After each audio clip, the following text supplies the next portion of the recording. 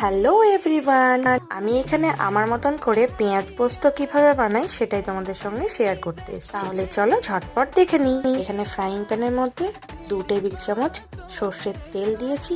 তারপরে 4টে বড় সাইজের পেঁয়াজকে কেটে এখানে আমি সামান্য লবণ দিয়ে একটু ভেজে নেব। এবার একটু ব্রাউন হয়ে গেলে আমি টমেটোটাকে অ্যাড করে দেব। হাই ফ্লেমে ভালো করে আমি কিছুক্ষণ নাড়াচাড়া করে নেব, যতক্ষণ না ভালোভাবে একটু এখানে আমার পেঁয়াজটা ফ্রাই টমেটোটা ভালো করে একটু ফ্রাই আর সেদ্ধ হয়ে যাবার পরে এখানে 3 টেবিল স্পুন আমি পোস্ত বাটা অ্যাড করে দেব।